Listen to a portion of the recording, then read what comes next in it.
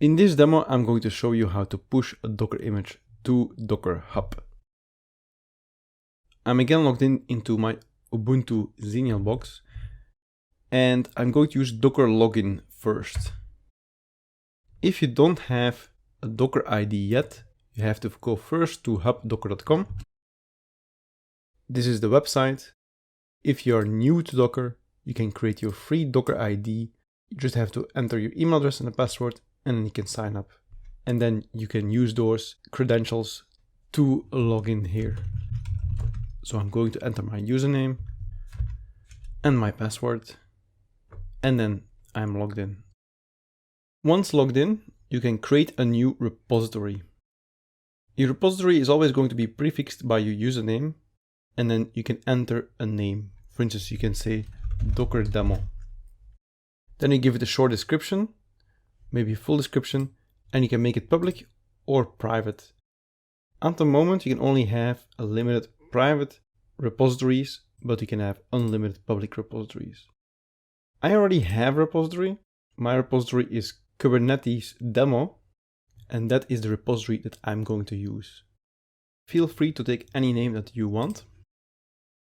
So the next step is to tag our image, a previously created image, with the repository name that we specified in Docker Hub. So I'm going to use Kubernetes demo.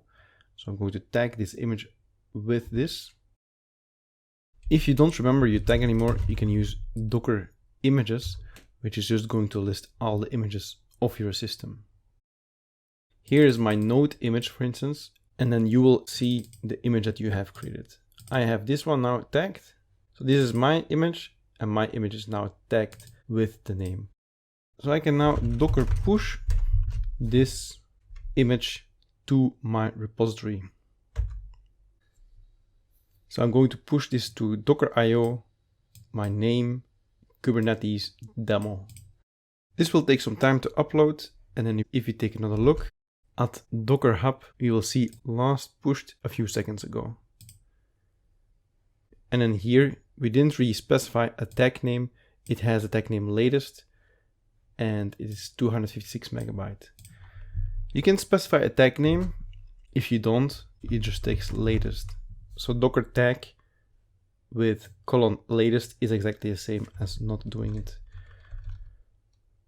So you can either tag it with latest, or you can give it a version ID. I'm not going to give it a version ID. I'm just going to use latest. So now everything is ready to use this image that we just pushed to Docker Hub, to use this in Kubernetes. So that will be the next step. In the next lecture, I will show you how to then run this image on Kubernetes.